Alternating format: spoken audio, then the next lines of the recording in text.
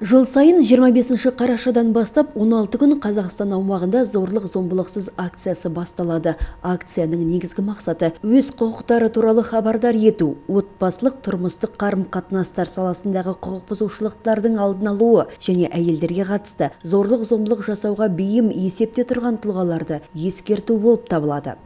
Подразумевает всех лиц, которые подверглись бытовому насилию. Тұрмыстық зорлық-зомбылық, яғни бұл отбасында болатын жанжал, үйде орын алған ұрыс-керіс, әйел адамға қол көтеру сияқты жаман пиғылдар көбінесе үйдегі балалардың көзінше болады. Зорлықтың түрлері көп. Мәселен, психологиялық, эмоциялық, физикалық, материалды және сексуалдық зорлық-зомбылыққа ұшырайды. Биылғы жылы 2 факт тіркелді. Бұл отбасылар полиция есебінде тұрған отбасы емес. Тіпті ешқандай шағымда болмаған. Көзге берекелі жанұя болып көрінген. Алайда екі бірдей ауыр қылмыс жасалды.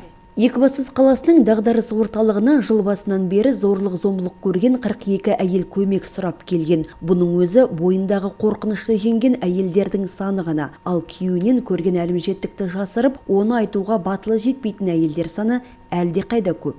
Жертвам бытового насилия. Зорлық-зомбылық құрбандары біздің орталыққа полицияның нұсқаулығымен осы жерге келеді. 2018 жылы 24 әйел адамға әлеуметтік көмек көрсетілген болатын. Оларды жұмысқа тұрғыздық. Баспана, мектеп, балабақша мәселелерін шештік. Көмек 1 айдан 6 айға дейін көрсетіледі. Ал енді биылғы жылы мамыр айынан бастап арнайы әлеуметтік көмекті 42 тұрмыстық зорлық-зомбылық құрбандары алды.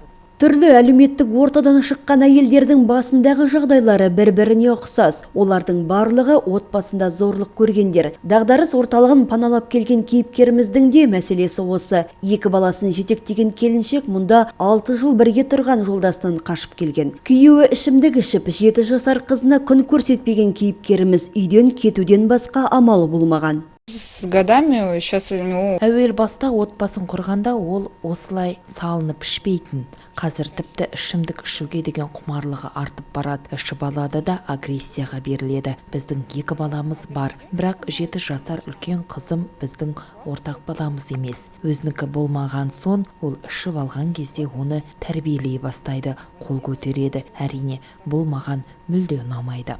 Жалпы жыл басынан бері өзін-өзі қорғау мақсатында 785 тұлғаға қорғау нұсқамасы шығарылды. Оның 50-ден астамы нұсқамасын бұзғаны үшін қамауға алынды. Зорлық-зомбылыққа жол жоқ, ал қиын жағдайға тап болғандарға заң жүзінде кеңес беруге, тұрмыстық зорлық-зомбылық құрбандарына көмек көрсету үшін 74 00 78 77 08 90 сенім телефондары ұсынылған.